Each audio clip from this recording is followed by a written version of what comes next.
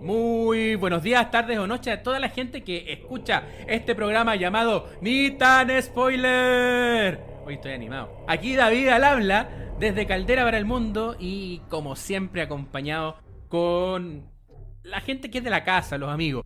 Primero a partir desde el norte, desde Antofagasta, Chile.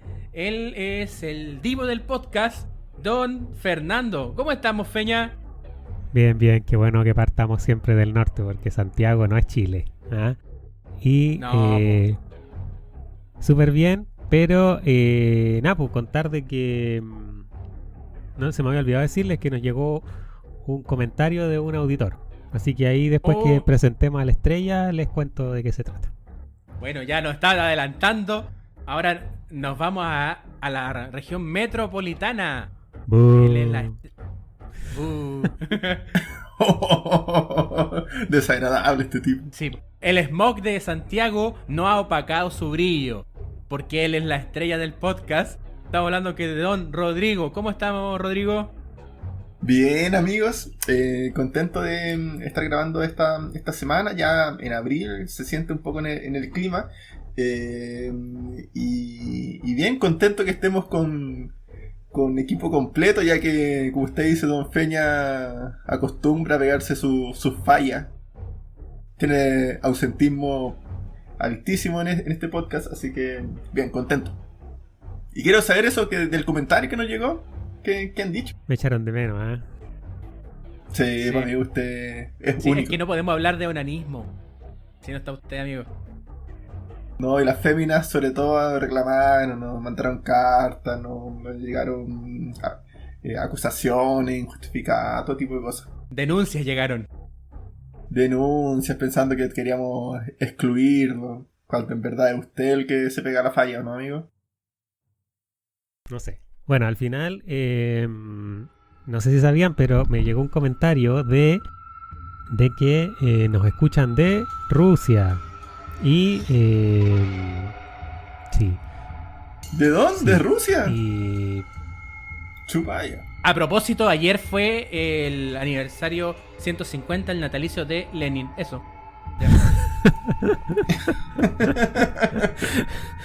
bueno, continúo.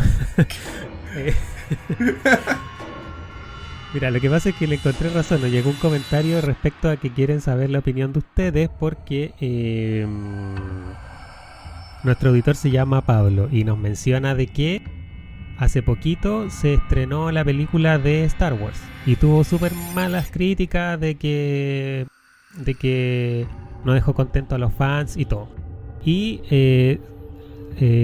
respecto a eso salió la protagonista, que no, obviamente no me acuerdo el nombre porque yo la verdad es que no soy muy fanático de Star Wars, pero la protagonista dijo de que en el fondo la película había recibido mucho odio respecto de los fans, ¿cachai?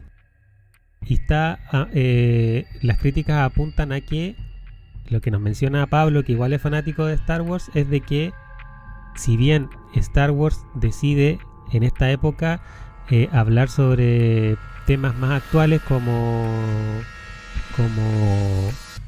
la LGBT, eso como que no quiere decir de que porque se abordan esos temas la película tenga que ser buena. Y nos pone el ejemplo de la Mujer Fantástica. Nos comenta de que vio la Mujer Fantástica, pero que no le gustó. Sin embargo, cree que ganó el Oscar más por un tema de hablar, de poner en vitrina el tema del LGBT, más que sobre la película en sí. Y cuando uno critica una película, muchas veces esas críticas quizás se acallan un poco porque se presume que si uno no está de acuerdo con la película, en el fondo uno no está de acuerdo con el movimiento en sí de lo que habla, y en el fondo eso provoca que la película no quiera recibir las críticas que sí debería recibir. No sé qué opinan ustedes respecto a ese tema. Bueno, ¿puedo partir yo? Por supuesto, amigo, si usted es la estrella. Ya. No, pues usted es la estrella, yo no. Yo soy un piojo de la peluca, nada más. Yo estoy parcialmente de acuerdo con la opinión del auditor. ¿En qué sentido? en que Hollywood se ha transformado en una maquinaria, bueno, siempre lo ha sido, pero ha cambiado los modos. En el generar cuoteos, porque esos cuoteos tienen que ver con temas relevantes para la sociedad. Y claramente la reivindicación de la comunidad LGBTI más está en boga. El problema está en el cómo lo hace Hollywood, porque muchas de las películas tienen se estructuran a través del cuoteo. O sea, solamente generan una escena, un discurso, porque ese discurso vende. Pero no hay nada más debajo. En el caso de La Mujer Fantástica, yo creo que hay un problema no con la película, sino el por qué gana el Oscar a Mejor Película en ese año. Yo creo que la película es muy buena, muy buena. Eso sí que se va un poquito al carajo en el tercer acto, o sea, al final como que se desestructura, inclusive el director se repite una escena que originalmente hizo en Gloria, porque el director de Gloria es el mismo el director de La Mujer Fantástica. Es una muy buena película, pero no era la película que tenía que ganarse el Oscar ese año. Pero sí se la ganó por un tema de cuoteo, de discurso. Aun cuando haya sido así, en ningún momento La Mujer Fantástica es una mala película. Muy por el contrario, es una película excelente. Daniela Vega está súper bien en la película. Hace muy bien el papel que le dieron. Tiene escenas bastante fuertes, sobre todo la de cuando está en el médico legal, le están haciendo una exploración de su cuerpo y no saben cómo preguntarle si todavía tiene pene o no. Entonces tienen escenas muy buenas. Pero sí, yo creo que el problema de Star Wars no es que haya cuoteo. El problema es que la película era mala. Y no cumplía con ningún tipo de como de expectativa. De hecho, toma decisiones de marketing. No toma decisiones de historia. Yo tampoco soy muy fan de la Guerra de las Galaxias, pero puedo apreciar que la trilogía original son buenas películas, pese a que no sean muy de mi agrado. Lo que hacía George Lucas cuando él dirigía o con sus directores para estas tres películas fue de generar un discurso y a usar referentes del cine, porque los directores, o sea, la trilogía original está hecha por un cinéfilo, alguien que adora el cine. De hecho, muchas de las batallas están basadas en películas de guerra, películas bélicas. Y después las tres precuelas y esta nueva trilogía son películas más de fanáticos de Star Wars, porque ya no referencian al cine, sino que referencian a Star Wars. Entonces reduce como el universo, hace el universo tan chico de que las galaxias supone que son grandes, son cuestiones que son casi insondables. Es muy difícil encontrar relaciones entre un personaje y otro. En cambio, la Star Wars nueva, todos los personajes tienen alguna relación. Entonces te hacen tan chico el universo que es poco atractivo. A los fans, yo creo que los fans de Star Wars en realidad quieren ver siempre lo mismo. Los clásicos, por así decirlo. Quieren ver siempre lo mismo porque de lo que están encantados, y yo creo que eso tampoco ellos están muy conscientes, es de la referencia cinematográfica. Y eso es lo que les gusta. Se vuelven fans cuando una salida un poquito más sana es ser cinéfilo. No sé si me explico. Sí. Yo, sumándome ahí a la palabra de mi amigo experto David Amaya, gurú nuestro,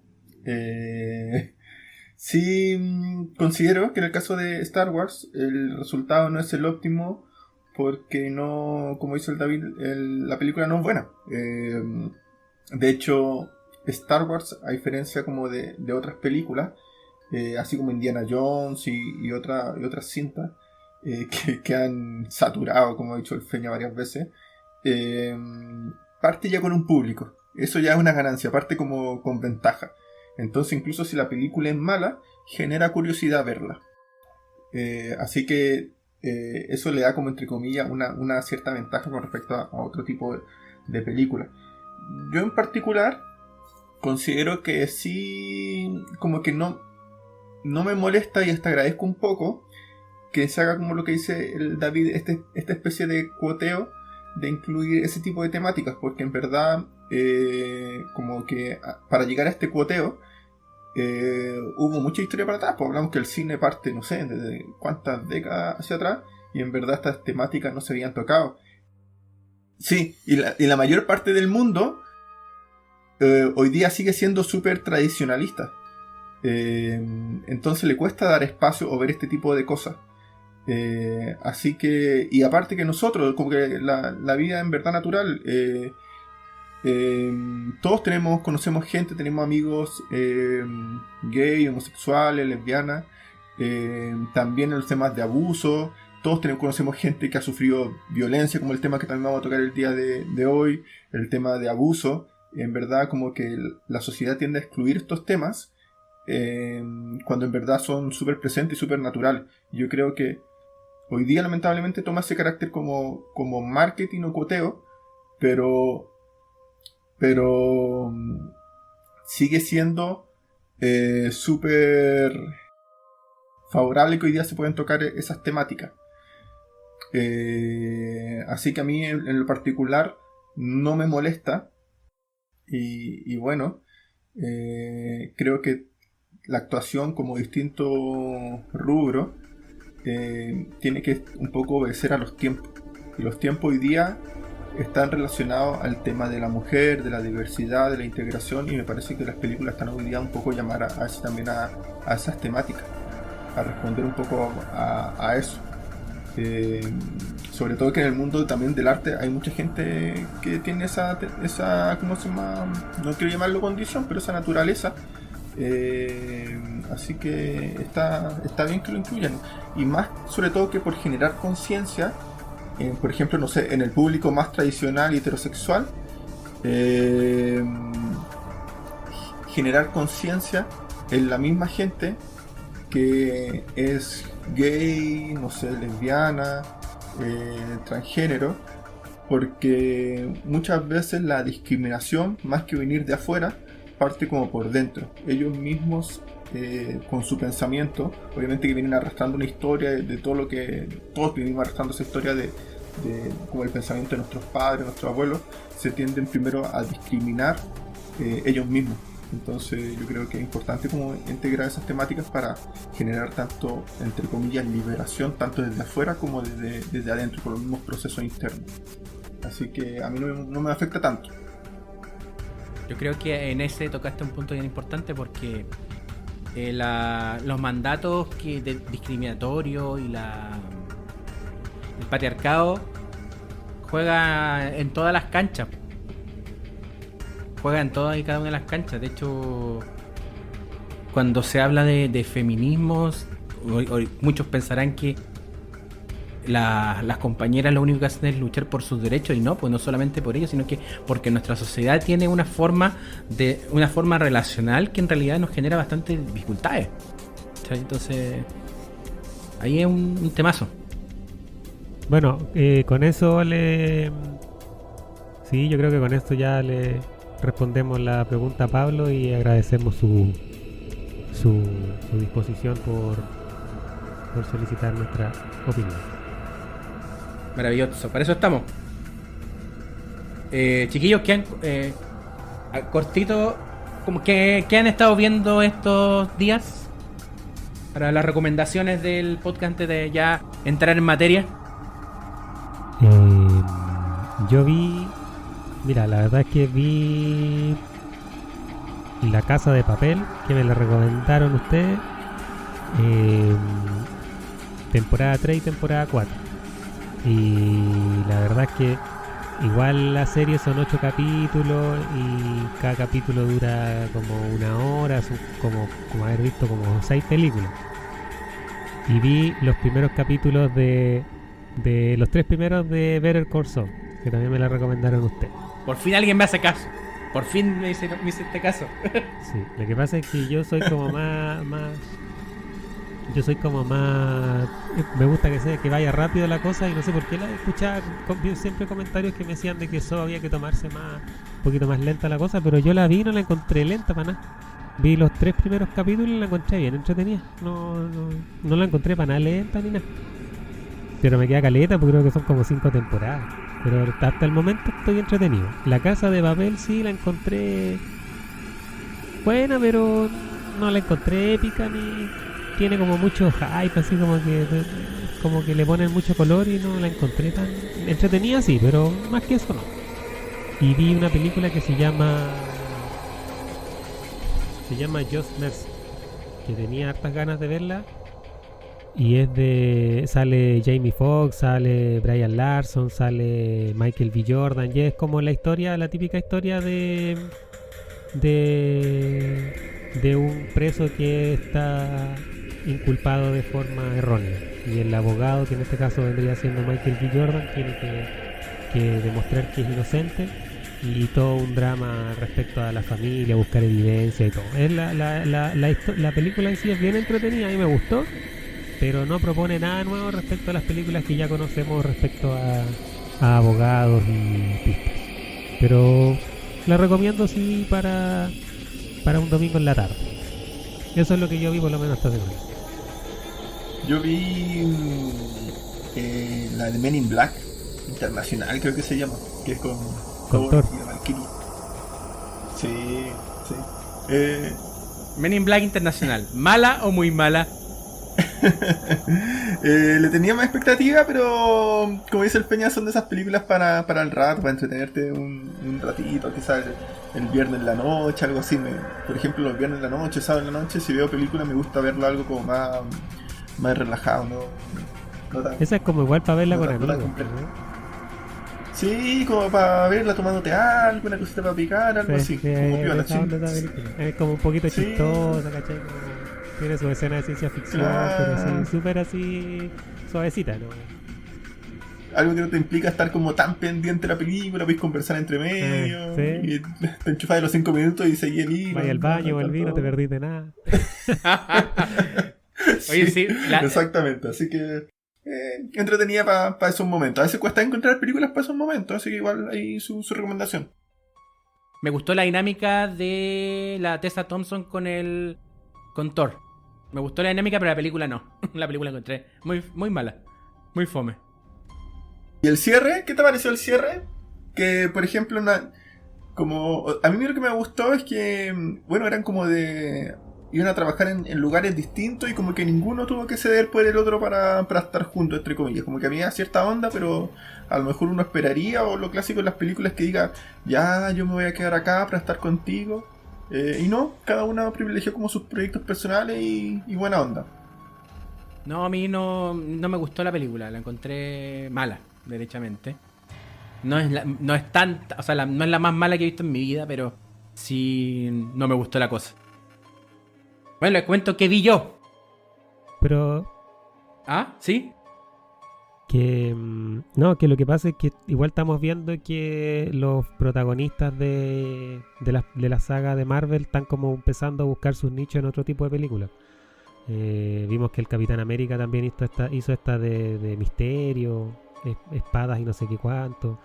El Thor también está en su onda. El Iron Man hizo el Doctor Dolittle. Como que cada uno está tratando de buscar un nuevo horizonte en películas, pero por lo menos yo no he visto que ninguno hasta el momento le haya pegado el palo. La Scarlett Johansson nomás, pero el resto no. Pero es que la Scarlett ya llevaba una carrera de antes, po. Sí, Marvel es como para ganar más platita nomás, pero ella tiene como defenderse por el otro. Por ejemplo, ese niño Falcon, dime qué va a pasar con él cuando termine Marvel. Pobrecito. Su sitcom. Dime ese niño soldado del invierno, ¿qué va a pasar con él cuando termine su participación en Marvel? Oh, ese yo le tengo más fe, amigo. No, yo no tengo ninguna Él fe. debe haber sido el nuevo Capitán América, ¿no? ¿Por qué le dejó el escudo a Falcon cuando se le había dejado el soldado del invierno? Supuestamente ambos personajes son Capitán América en algunos momentos del cómic. Es como lo que pasa en Rápido y Furioso, que los protagonistas Rápido y Furioso después no pasa nada y están desesperados porque salga la nueva. Sí, es como que se encasillan en un papel y se quedaron en eso y chao. Sí, Paul Rudd, igual está difícil. por ejemplo, Paul Rudd lo que termina esto tiene cómo solventarse, sí. El loco es brillante en comedia. Es muy bueno. Y tiene arrastre el cabrón, ¿no? Así como piolita y todo. Tiene ese arrastre. Sí, tiene su público. Bueno, les cuento que vi yo. Igual que el Feña, empecé a ver de nuevo Better Call Saul porque por un momento pensé que terminaba este año la la serie y no me quería comer spoilers, entonces empecé a verla de nuevo. Afortunadamente queda una temporada más. Voy en la 5ª temporada, he maratoneado todo lo posible. Siempre que hay una temporada con Better Call Saul, todos los años. Dicen que es la última. Sí, ahora voy en la temporada 5 en el capítulo... No, en este caso va a cerrar en la temporada 6. Vayan diciendo No como la temporada 3 que... No, si una sola temporada. No, Better Call Saul va a cerrar con 6 temporadas y ahí se van a quedar. Yo voy en el capítulo 3. Debo decir que el nivel de factura de la serie es impresionante. Verdaderamente impresionante. Cómo profundizan el personaje de Saul con su anterior identidad, que es Jimmy McGill. De hecho, en Breaking Bad te dicen que el nombre real del tipo, pero tú vas viendo cómo se va transformando en Saul Goodman. El desarrollo que hacen de Mike también es muy bueno. Y la introducción de personajes. Y debo decir que el personaje de Kim Wexler es mi personaje favorito de Better Call Saul y mi personaje favorito de Breaking Bad. O sea, del universo completo de Breaking Bad. Es muy, muy bueno. Y espero que... Es impresionante. Solamente eso quiero decir porque de verdad espero que mis colegas acá vean Better Call Saul y poder comentarla como corresponde. Oh, me acordé de la maratón no, yo no he llegado hasta ahí todavía. de Breaking Bad. ¿Tú lo estás viendo, Feño, no? Si nadie lo apura. ¿Tú la estás viendo, no? Sí, pero voy en el capítulo 3 recién. Sí, pues. Pero usted, don David, la recomienda entonces. Así que yo por lo menos recomiendo Better Call Saul. Véanla todas y todos. Y lo otro que vi vi un par de capítulos sueltos de Unbreakable Kimmy Schmidt, que es una serie de comedia en Netflix. Pero la historia va de una serie de mujeres, de una serie de mujeres, y después nos quedamos con una de ellas que le dicen las mujeres topo, porque vivieron prácticamente 10 años encerradas en un búnker, engañadas por un pastor milenarista, un estafador que las tomó como esposas. Y es una comedia muy, muy sarcástica, muy chistosa, tiene un personaje muy gracioso. Y ahora el 15 de mayo, me parece que sí, el 15 de mayo, se va a liberar una película que se llama Unbreakable Kimmy Schmidt versus The Pastor, algo así. Que es bueno, en realidad no voy a hacer el spoiler porque es muy... Ya está a punto de salir esta película. Y creo que me falta una temporada para estar al día, así que terminando Better Call Saul me voy a poner a ver Unbreakable Kimmy Schmidt para poder comentarles mejor la película y la serie. ¿Ya? Pero eso es lo que se viene. Terminé Community, muy buena, así que refuerzo el capítulo pasado, todavía iba en la 4ª, me parece. Ahora ya terminé con la 6ª temporada y es bastante buena Community, muy muy muy recomendable. Oye, Maya, ¿y por qué no te gustó no te gustó la idea de un live action de One Punch Man? Lo que pasa es que en el interno el Feña mandó una noticia de que se iba a hacer un live action de One Punch Man. Y creo que primero One Punch Man tomado por los creadores de Venom no va a llegar a nada bueno. No, pero es un tema de los creadores, no es un tema de no hacer de llevar un anime a un live action. Lo que pasa es que yo creo que con el live action va a perder toda la esencia de One Punch Man. Porque una de las gracias tiene que ver con el dibujo, con las caras de Saitama y con el trasfondo. Y en un live action se va a sacar todo el trasfondo, que es lo que realmente hace interesante a One Punch Man. No van a haber desarrollo de personajes secundarios, que es aquello que hace atractivo a One Punch Man. No va a pasar. Entonces no lo veo como una buena idea. Y menos todavía con el equipo de Venom. Porque ya son muy taquillera y todo, pero la película es pésima. Sí, no es lo que uno esperaba. ¿Se viene Venom o no? Me parece. ¿Ahora o no? Venom 2. Con Carnage. ¿Sí?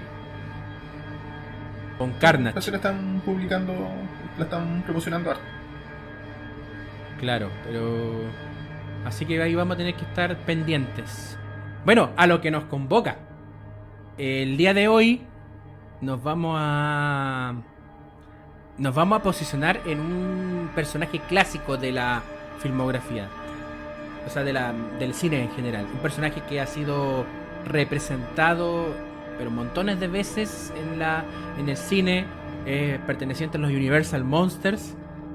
Es también una figura iconográfica de la cultura popular.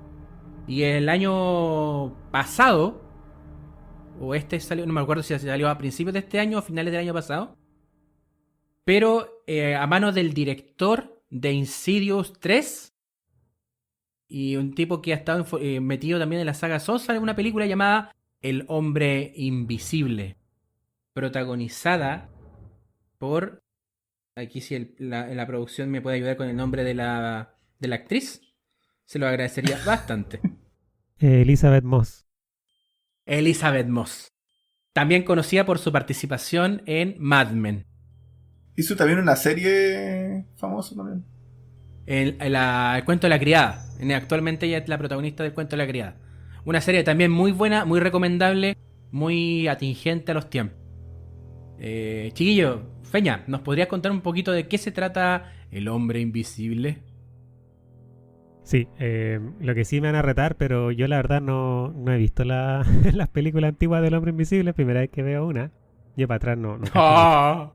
Pero bueno, El Hombre Invisible es una película estadounidense de suspenso y ciencia ficción, escrita y dirigida por Leigh Whannell. No sé bien si estará bien pronunciado, pero el nombre es bien raro. Pero es el mismo que vimos en Saw 1, como uno de los dos tipos que estaban encadenados. Además de ser guionista de Saw, también después se unió con James Wan y hizo la saga de Insidious, como decía David. La película es protagonizada por Elizabeth Moss y Storm Reid y está basada en la novela del mismo nombre, creo que es de 1897, si mal no me acuerdo, de Wells, y el remake libre del Hombre Invisible, que es de 1933. Bueno, atrapada en una relación violenta y controladora con el adinerado ingeniero óptico y empresario Adrian Griffin, Cecilia Cass lo droga con diazepam y escapa de su casa al bosque cercano para esperar a su hermana. Y juntas huyen de Adrián. Cecilia se esconde con su amigo de la infancia, que es James, y su hija adolescente Sydney. Y 2 semanas después, Adrián aparentemente se suicida y le deja a Cecilia $5 millones en un testamento, que es manejado y organizado por su hermano abogado Tom. Mientras Cecilia intenta seguir adelante, su sentido de la realidad se pone en tela de juicio cuando comienza a sospechar que su exnovio en realidad no estaría muerto como es pensado. ¿Andaba de parranda? Andaba de parranda. Bueno, partiendo yo. Sí, partiendo yo, bueno, esta es una película que se tenía en carpeta y que en un momento tengo entendido que no se pensó en no hacer. Como dijo un poco el David, esto se pensó en un minuto hacer como lo está haciendo el universo Marvel, el universo, bueno, de la Liga de la Justicia, que tampoco prosperó tanto, hacer como un universo donde estuviesen como los monstruos más clásicos, Frankenstein, la momia, todo eso, Drácula, y que tuviesen sus películas y estas películas se estén uniendo, así como lo que hemos visto en Marvel cuando está Iron Man, Capitán América, Pantera Negra, y después se unen y hacen como los Vengadores. Se pensó hacer algo así. Esa era como la idea original, y partieron con La Momia, con Tom Cruise, que en verdad no la he visto, pero no me arrepiento porque tengo entendido que le fue súper mal y que la evaluaron súper mal, la consideraron súper mala película. Y le fue tan mal La Momia con Tom Cruise. Exactamente. ¿Mala o muy mala? Exactamente. Y le fue tan mal que hizo, obviamente, revisar todo este proyecto, y mejor dicho, más que revisarlo, cancelarlo. Y decir, oye, partimos súper mal y en verdad no sigamos con esto. Después de revisarlo un poco, decidieron hacer como un par de películas más, pero aisladas, no que se entrelazaran como se había pensado como en un universo. Y entre eso está involucrada esta película del Hombre Invisible, que también haciendo guiño como lo que dice el Feña, que supuestamente debiese estar relacionada con la novela, con el libro de El Hombre Invisible. En verdad modificaron por completo la historia. Entonces, si no viste las otras películas, en verdad no hay mucho punto de comparación, porque incluso podría haberse tratado sobre otra temática, se podría haber llamado distinto. Y de hecho el protagonismo no cae en El Hombre Invisible, así que algo seguramente que vamos a comentar más adelante, aparte de las temáticas que toca. Es una película que sigue una dinámica muy, muy lineal, muy simple en la historia. Tiene buenos actores, por decir ella. ¿Y qué más en términos generales? No creo que eso en términos de forma. ¿No te gustó mucho, Rodrigo?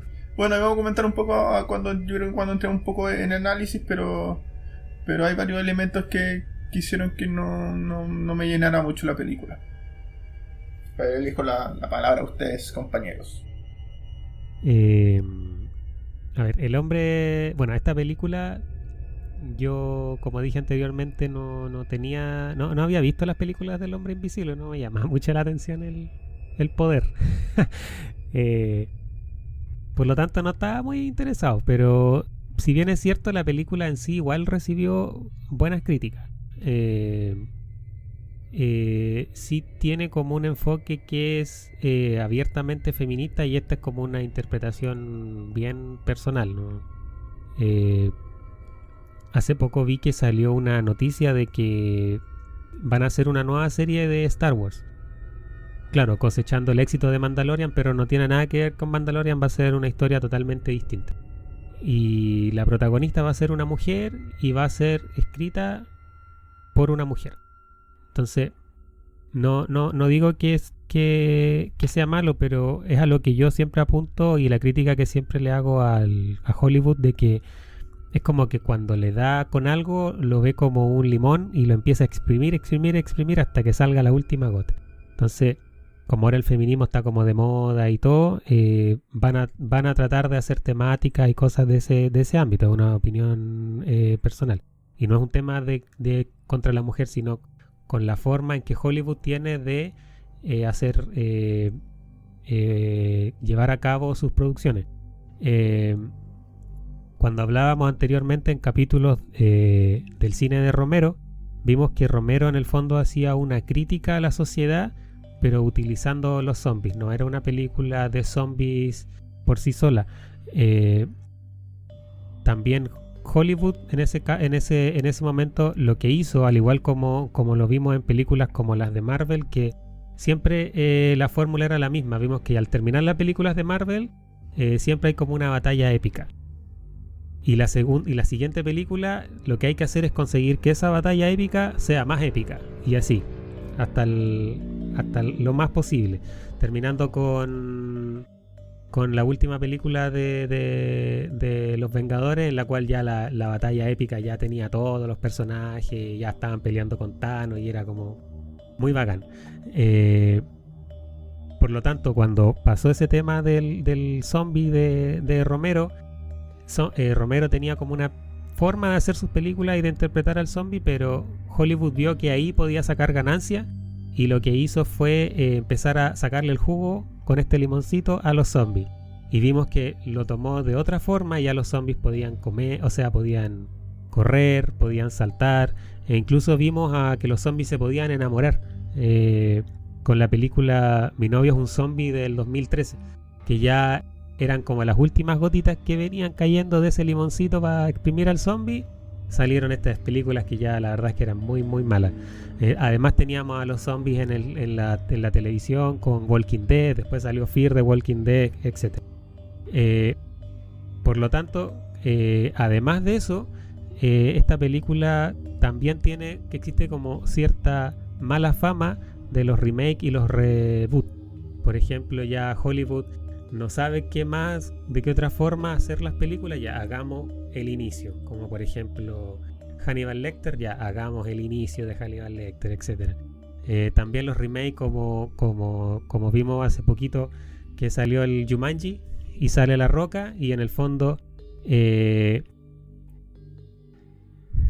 Hollywood lo que hace es parasitar estas ideas, las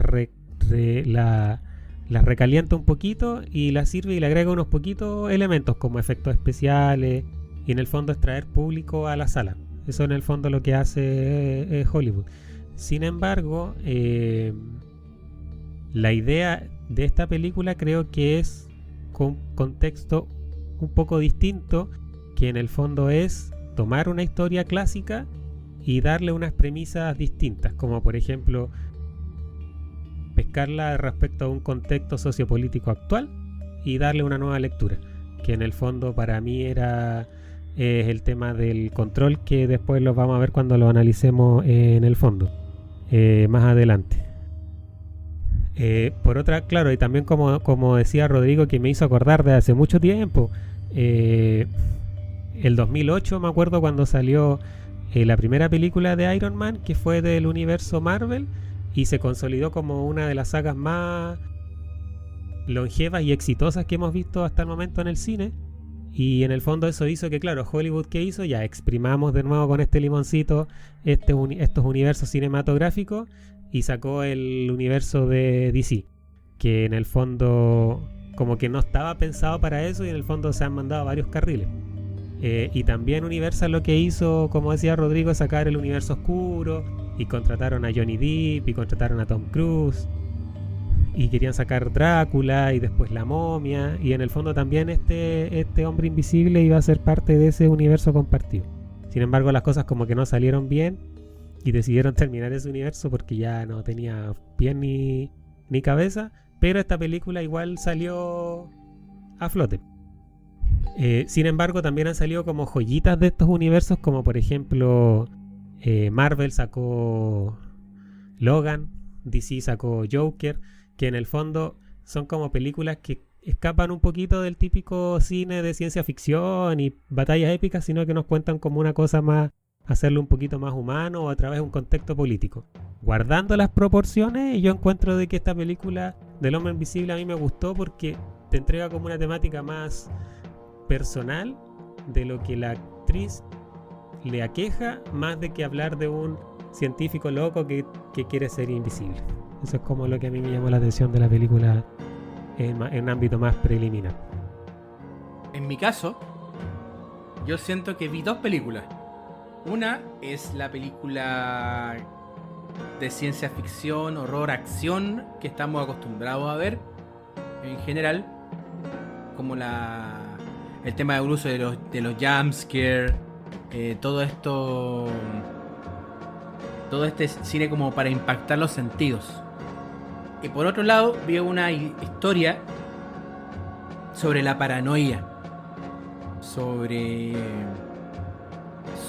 el miedo, sobre cómo lo que le pasa a una víctima de violencia. Y siento que estas dos películas no conviven bien, ¿ya? Porque la premisa y aquello que activa el llamado al viaje de la película, creo que iba muy bien hasta que empieza a salir la ciencia ficción a flote. Y como que cuando aparecen los conceptos de ciencia ficción del hombre invisible, el por qué existe este hombre invisible, la revelación del hombre invisible, la película se pierde, como que pierde el rumbo. Me da la sensación de que hay comité metido acá, que influyó en que la película terminase como terminó, como fue lo que vimos. Creo que allí hay un cuento que es importante analizar, el por qué salió, porque a mí me parece como un mamarracho de película. No voy a decir que es mala, pero muchas veces uno está viendo una cosa y termina en otra, como que no tiene mucha coherencia interna, a eso voy. Y no me refiero con ello a que la trama no siga una lógica, sino que los contenidos o el mensaje a exponer el subtexto es difuso. Porque como decía el Rodrigo al principio, aquí, claro, es una película que apunta a temáticas relacionadas con el feminismo, con el empoderamiento femenino. Inclusive hay hasta gaslighting, que es un concepto relacionado con que cuando un agresor busca que la víctima quede como si estuviese loca. Como que estuviera loca o que en realidad no sabe de lo que habla. Ese es el gaslighting y está como bien ejemplificado. De hecho, mucho parte del motor del suspenso que tiene la película en algunos momentos. Pero eso se diluye y se transforma en una película de acción más. Muy, muy bueno el trabajo de Elizabeth Moss. Como siempre, una actuación impecable. De hecho, ella es la que levanta. Si hubieran puesto a otra actriz, no creo que estaría hablando de que hay cosas rescatables, sino que ella hace mucho hace mucho bien a la película, su presencia. Porque los secundarios en realidad no aportan nada. No aportan nada a la trama. Están ahí por estar. No hay nada. No hay mucho desarrollo. Hay hasta secundarios que parece que fueran torpes, deliberadamente. Solamente para hacer avanzar la trama. Por eso es que a mí me dejó una sensación agridulce esta película. No voy a decir que es una película mala, pésima, que no la recomiendo. No voy a decir eso. Pero sí, uno tiene que ir como... Si decides ver la película, ir como preparado a que hay algo... Van a haber cosas que no van a encajar muy bien. Pero por lo menos en términos generales eso, porque en realidad lo otro sería... Lo otro que tiene que ver con el subtexto, eso me gustaría comentarlo un poquito más en profundidad. Así que ese es mi paneo general. Ahora vámonos al meollo del asunto. Bueno, por mi parte, bueno, y comentaba que habían varios elementos que en verdad no me gustaban. Me imagino que lo vamos a ir viendo de a poco. Pero sí, en verdad, bueno, pocas veces nosotros a veces concordamos con las películas. Me parece que en esta vez concuerdo bastante con sus opiniones. Creo que tocaron un tema bastante clave referente a la película. Parto primero con el tema de las actuaciones.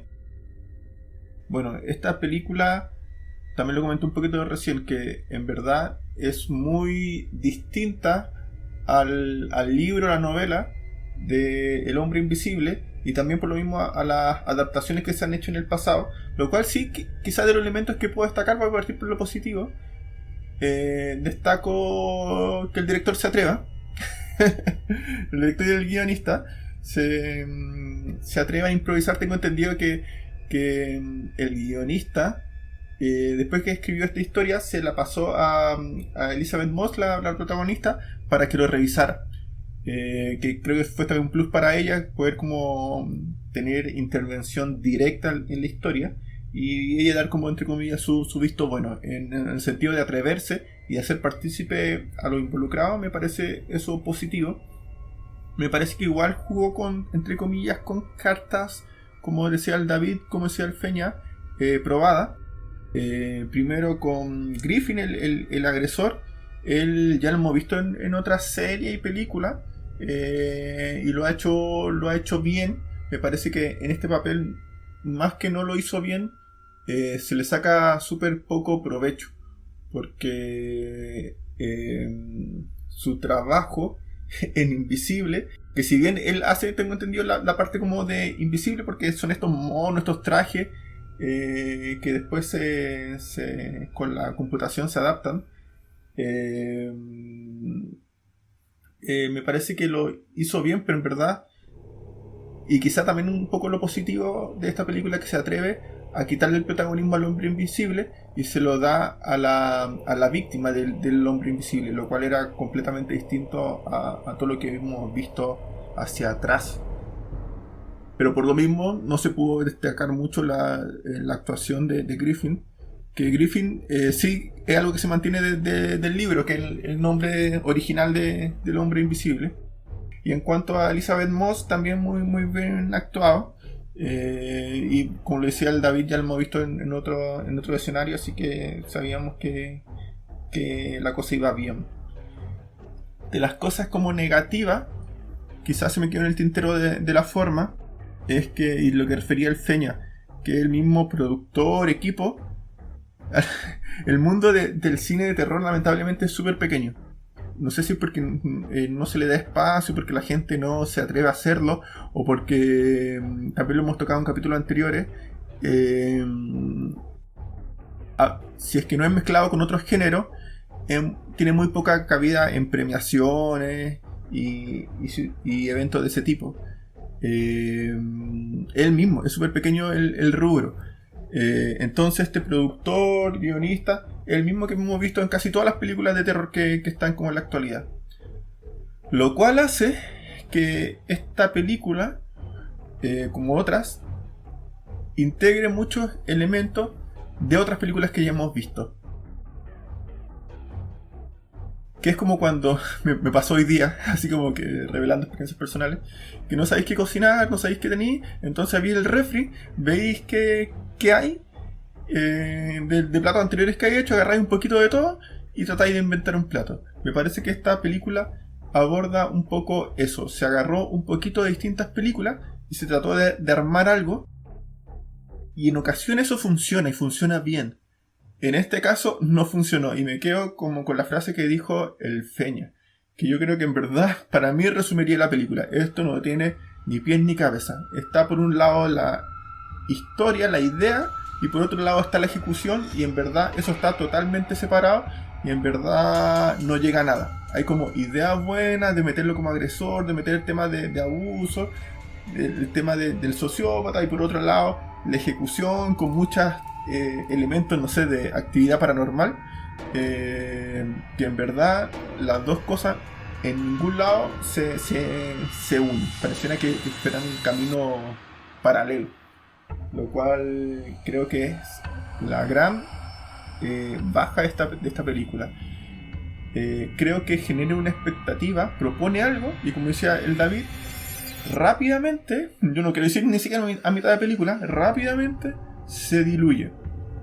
Cuando te propone un tema, porque parte así, parte bien, parte rápido la película, de mostrarte una relación de agresión, uno espera ver este ciclo de agresión del agresor, de cómo es seductor, cómo convence, cómo tira y afloja con la pareja, que hace como que esta pareja esté como entre lo mismo, entre un tira y afloja de salir o no salir de este ciclo negativo en el cual está inmerso. Pero como rápidamente lo eliminan a este personaje, al hombre invisible, y lo dejan netamente como invisible la mayor parte de la película. En verdad yo creo que, como lo he dicho en otras películas, se realiza esta película como casi con 3 actores, así como que ella, principalmente, la mayor parte del tiempo, y hay que felicitarla porque carga todo el peso de la película, y quizá un par de personajes secundarios que tienen tanta poca participación que en verdad no se desarrollan, pero como este personaje está todo el tiempo como invisible, no vemos en verdad interacción entre el agresor y la agredida. A pesar que están supuestamente todo el tiempo juntos, no vemos interacción, no vemos mayor comunicación. Entonces este tema como del abuso en verdad no se desarrolla. Tampoco logramos ver en verdad tanto el empoderamiento de ella que esperaríamos, o cómo sale del proceso. En verdad la vimos arrancando, pero no vemos como ese proceso de cómo tomó esta determinación. No sé, creo que deja estos temas que en verdad se pueden profundizar sin que sea el objetivo de la película, lo deja en el aire, como muy a la pasada.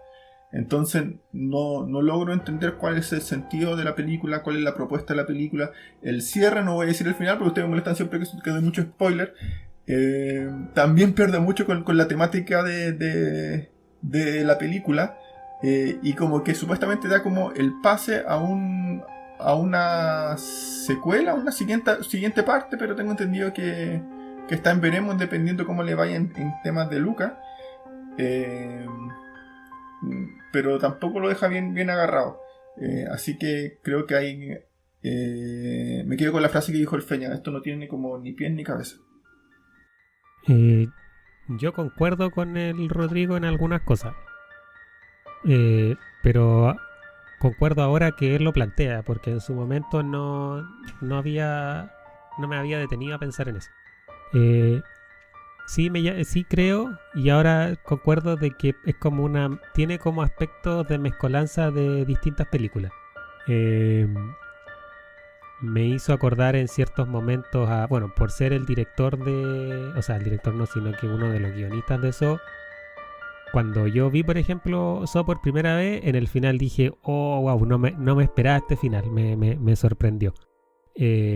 Pero después pasó de que como que los finales de las distintas sagas de Saw, ya como que todos esperábamos un final así que nos diera un vuelto en 180 grados de lo que esperábamos. Y yo, por ejemplo, cuando ya estaba viendo Saw 3, Saw 4, ya estaba esperando que en el final el director me terminara con algo que muy sorpresivo, y al final ya era como mucho de lo mismo. Por lo tanto, yo creo que me hizo acordar que el final de esta película del Hombre Invisible tiene como un final que uno quizás no se esperaría tanto. No es el típico final de una película, el final feliz y todos quedan contentos.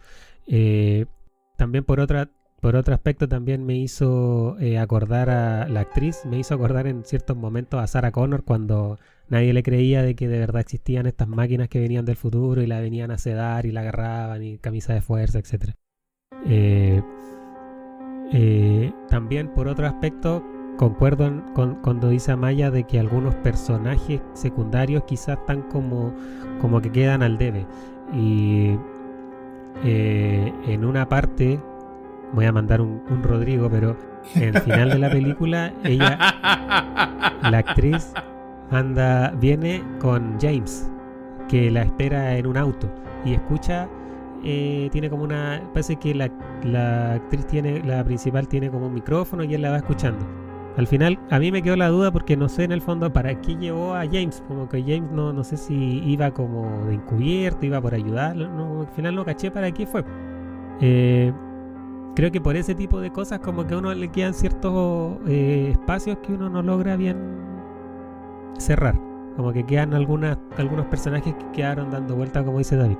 Sin embargo, a mí igual también le defiendo ciertas cosas a la película, y si a mí me preguntan si la película me gustó o no me gustó, yo me iría más por la temática de que me gustó, que me pareció interesante. No es la mejor película, ni sé si la recomendaría, como no, tampoco la creo como una película, como decíamos anteriormente, de verla con los amigos, qué sé yo, tampoco, es como bien rara en qué situaciones verla. Sí, me gustó el hecho de que lo que hace el director es centrar el relato en la víctima y no en el villano. Ya estábamos muy cansados de ver siempre todo centrado en el villano. Aquí el villano como que pasa a segundo plano, si lo que importa más es concentrarnos en la mujer. Concentrarnos sobre la violencia machista que existe, y utiliza en el fondo elementos de terror para explicarnos todo este tema del tema de la violencia machista sobre ella, y no es al revés, ¿cachai? Como una película de ejercer una fuerza machista sobre una mujer con elementos de terror, y no es una película de terror con pequeños elementos machistas. Por ese aspecto sí la defiendo y me gustó, como que le dio una perspectiva distinta. Ahora, para hacer una secuela, yo creo que con esta quedamos bien, no veo necesaria una segunda parte. Yo tampoco veo una segunda parte necesaria. Hay algo que me pasó con esta película que como parte como avioncito, así. Súper bien, súper bien. Te presentan a la protagonista como a una mujer inteligente, una mujer que lleva mucho tiempo pensando en salirse de este circuito de este ciclo de la violencia, que está muy, muy aterrada porque el hombre que la violenta es tremendamente capo, es muy inteligente. El tipo realmente la ha controlado y ella sabe que el tipo la ha controlado mucho tiempo. Entonces enfrentarse a él significaba una valentía tremenda. Traza un plan hasta con tiempos, porque en la casa donde viven era una casa muy alejada de la urbe. Entonces allí, si es que ella arranca de esa casa, ¿con qué vehículo lo hace? Entonces tenía alguien que le iba a pasar a buscar, que era su hermana. Entonces todo el momento, toda la primera secuencia es para darte a conocer que es una víctima que está aterrada, pero es muy inteligente y que es capaz de ejecutar un plan. Y un plan para liberarse de todo esto y que está muy decidida en realidad a enfrentarse a sus temores y hacerse cargo de su vida. ¿Ya? Eso por una primera parte. Y como decían los chiquillos hace un rato, muy rápidamente se deshace de esta mujer. Y nos quedamos con el personaje típico de película de terror. En varias escenas vemos eso. ¿Ya? Una persona que ha sufrido tanto como ella, y ahí vuelvo a meter el tema del gaslighting. El villano de la cinta tiene la gracia de primero querer romper con todo el mundo personal de ella, porque es una persona que está acostumbrado a no recibir rechazos, que siempre todo resultaba bien para él. La protagonista es la primera que le dice no, y eso para él significaba un golpe a su ego tan grande que desea por todos los medios destruirla, desde lo económico hasta lo personal, y va esto increciendo. Como no te muestran nunca, y el hombre invisible es un secundario más, es una entidad que no tienes realmente, no sabes quién es, cómo es, dónde está, y en muchas partes del metraje perfectamente podrías pensar, oye, a lo mejor ella sí está loca, y lo cual te da a entender de que está muy bien construido el conflicto hasta esa parte, porque nosotros nos ponemos al pensar de que, oye, a lo mejor ella se está imaginando esto, y en realidad lo que estamos observando es una película sobre el daño de la violencia intrafamiliar, cómo llega a perturbar la mente de una persona. Pero no sabemos si en un principio si es que el hombre invisible realmente existe. Pero la revelación del hombre invisible, ya eso es palomitero. Y no lo hacen tan bien tampoco. O sea, las escenas de acción son tan bien hechas en lo técnico, pero no tienen ese impacto emocional que sí tiene todo esto de jugar con la mente de la protagonista. Con que la gente que está a su alrededor no le crea. Con que ella misma dice, yo no estoy loca, y de repente a lo mejor sí. Y empezar a tener diálogos con este hombre invisible que a lo mejor no está, que a lo mejor no existe. ¿Cachai? A mí, por eso es que a mí me genera este agridulce. Tiene tan buena idea. Cuando uno conversa con personas que han sido sobrevivientes de violencia, el paso del salir del circuito no es el más difícil. El más difícil es mantenerse fuera del ciclo. Eso es lo más difícil. Y ella sabemos que se va a mantener fuera del ciclo porque ya está decidida. ¿Cachai? Pero me hubiera gustado más ver más de esta mujer recomponiéndose, volviendo a ser ella, y dejando de lado y enfrentándose a este tipo. Vemos espacios en los cuales ella decide enfrentarse al hombre invisible, y que cuando suceden estos espacios es reconfortante, porque como que volvemos a la película de emancipación femenina, pero después volvemos a la acción y después volvemos a esta otra película. Entonces de verdad esa no convivencia la daña mucho al sentido de ahora. Llevémosla a un plano más real, o sea, no más real, un plano más cotidiano. ¿Se imaginan cómo es convivir con alguien que te agrede todo el tiempo? Por ejemplo, a ella le dicen, oye, le refuerzan porque es bonita y ella no se siente bonita. De hecho, tú ves el personaje y cachai que tiene ojera, que no duerme bien, que llora mucho, ¿cachai? Y ella asume que eso como un deterioro por su relación. Porque una de las cosas que hacen, se dan las dinámicas violentas, es que empiezan a atacar la autoestima de la víctima. Se da mucho.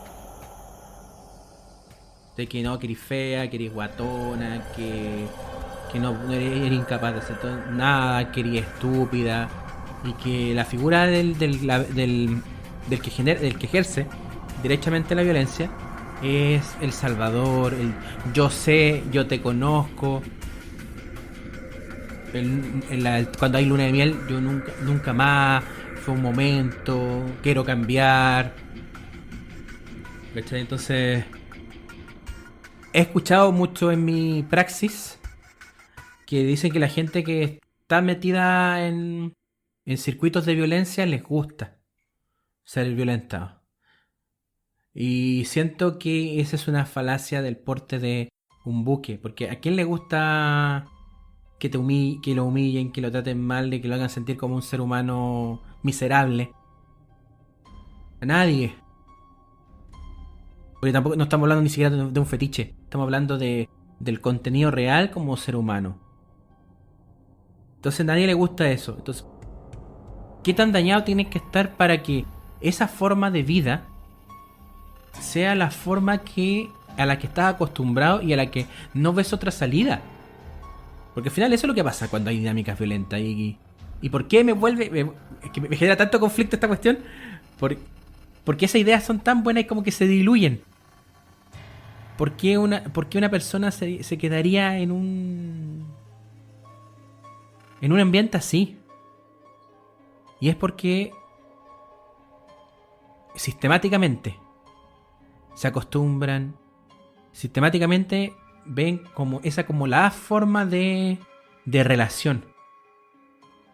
Sí, no sé, el otro día estaba conversando con unos compañeros y hablaban de que, no sé, en el sur tenían la historia de un caballero que tenía unos perros y el perro un día botó una cuestión. Entonces el perro, la persona, en su rabia, agarró al perro y lo colgó.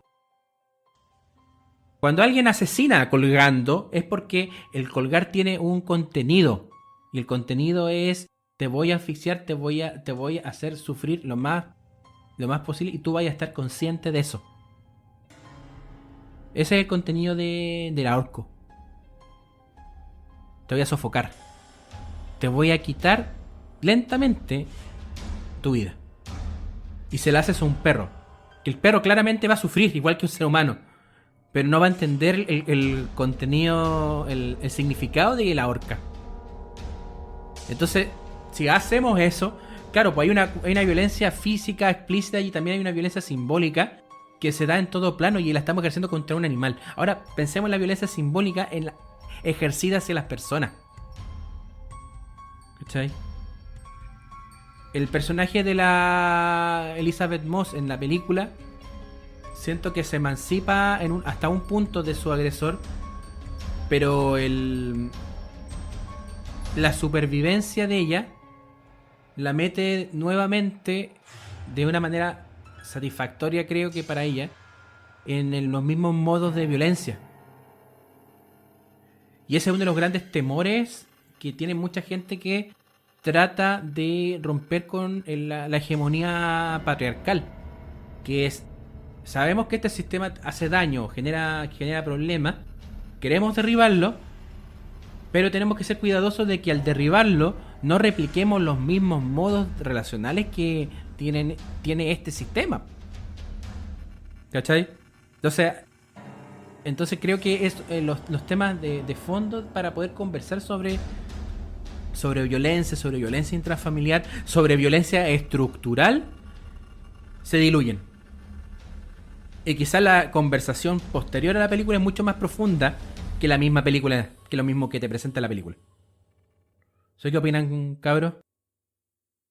Yo creo que Adrián en el fondo es como un maniático del control.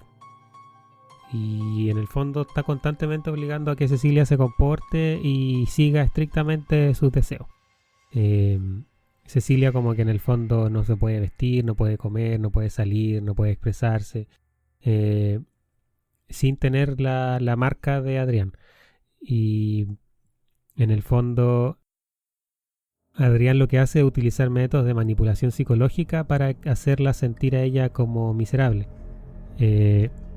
Eso lo vemos en cierta forma, lo representamos cuando Cecilia ni siquiera es capaz de salir de la casa a buscar el diario. Creo que salía a buscar el diario en cierto momento y ese era como lo más lejos que podía salir. Tenía como un cerco psicológico que Adrián lograba mantenerla dentro de un control.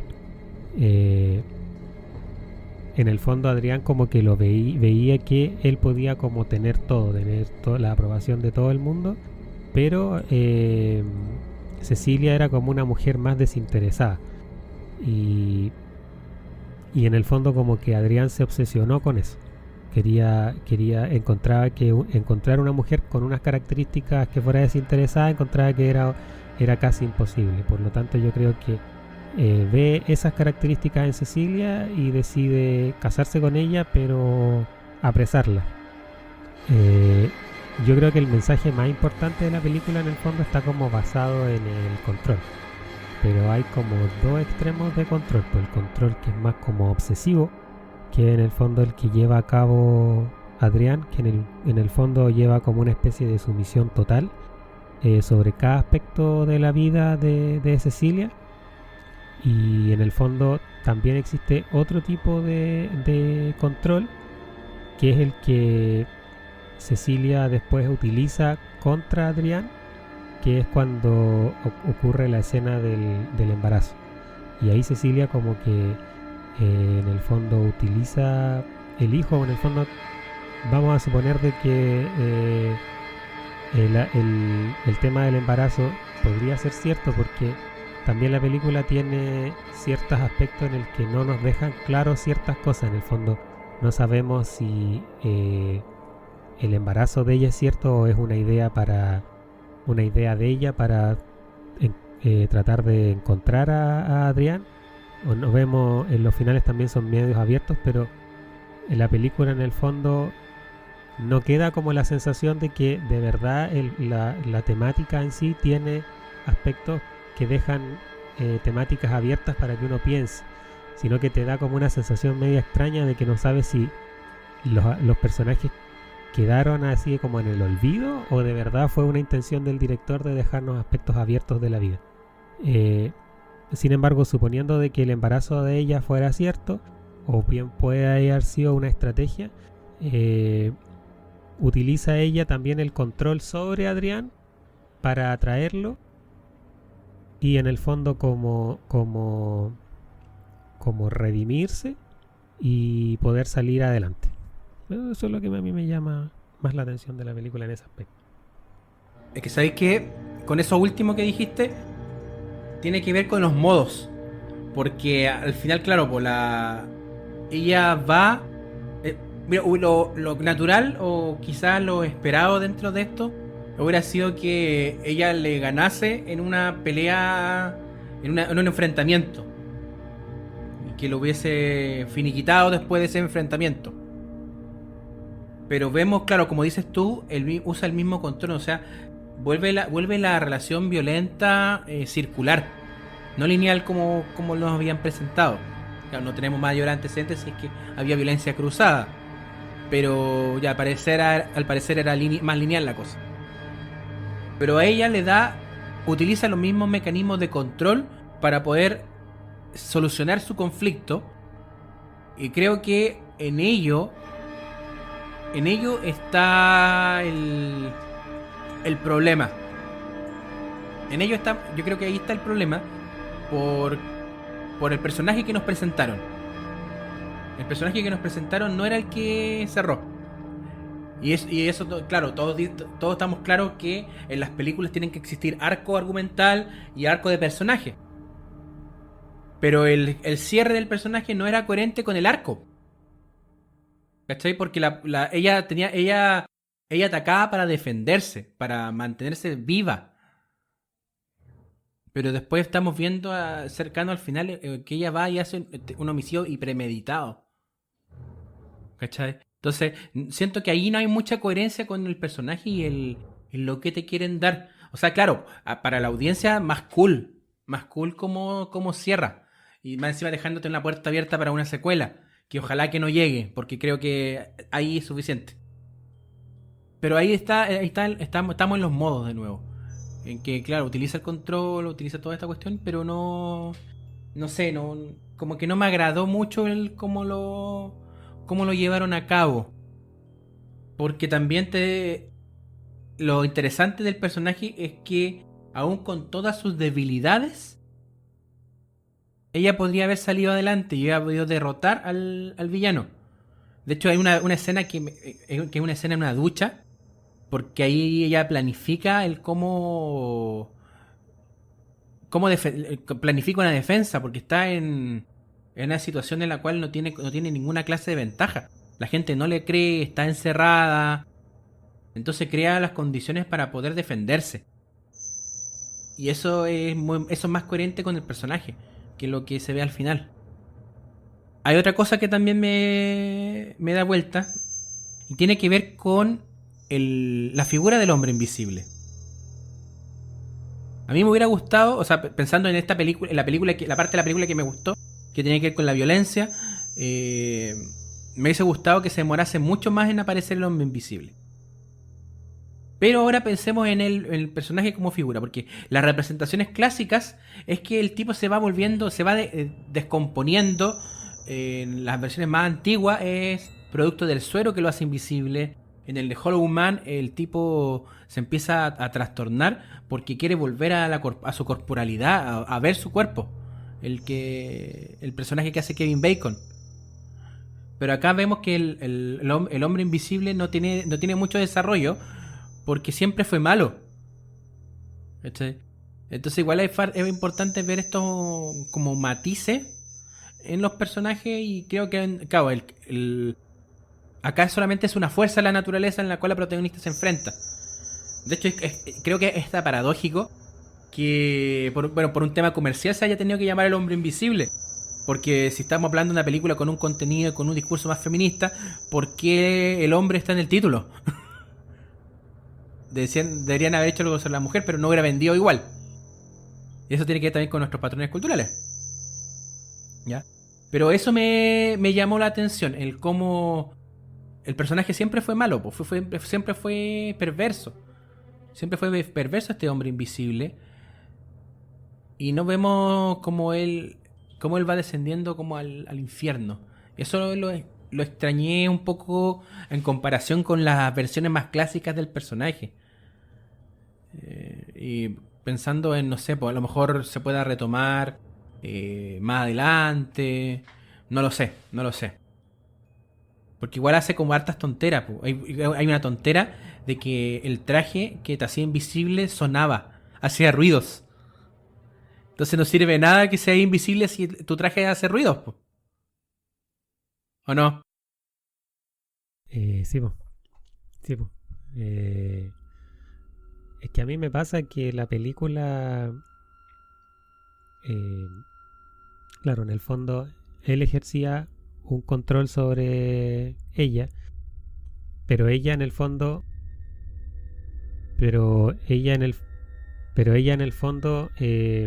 utiliza, claro, como dice David, una estrategia porque no tiene ninguna forma, de hecho no le creen, no sabe cómo contraatacar, y utiliza el hecho del embarazo, pero él como que no se esperaba el tema del embarazo, porque era el momento de que ella le dice que está embarazada, él inmediatamente toda su estrategia es como para humillarla, qué sé yo, porque la estrategia de él era que quitarle todo lo que tenía, cosa de que ella se quedara prácticamente en la nada y y quisiera volver con su esposo. Pero cuando ella le dice que está embarazada, él como que se queda sin una estrategia y decide como volver como a un estado neutro y ofrecerle una especie de tregua. pero después el director como que nos da un giro y nos hace ver como que en el fondo no sería el esposo el que estuviera planeando esto, sino que podría haber sido el hermano. Entonces ahí como que la historia se te empieza como a ir como por la rama y uno como que no entiende bien hacia dónde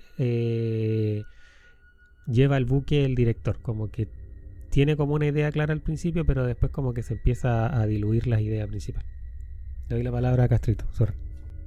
No, amigo, en verdad, pucha, yo más comentarios no tengo mucho que decir, en verdad, creo que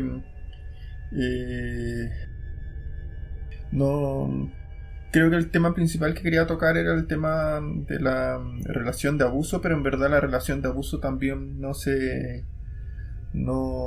ve, o sea, a pesar como que esto es pelea entre el hombre invisible y esta loca que en verdad me hace acuerdo mucho más al Chavo del 8 y creo que el Chavo del 8 tenía mayor congruencia el argumento.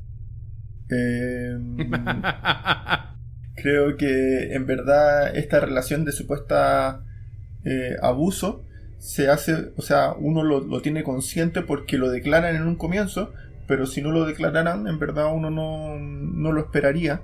Porque no se ve ni la estrategia del abusador, ni en verdad cómo ella identifica esta situación de agresión. Yo creo que es uno de los principales elementos que cuesta en verdad a la gente que está siendo agredida es poder identificar el que está metida en un círculo de agresión, sobre todo cuando no es explícito.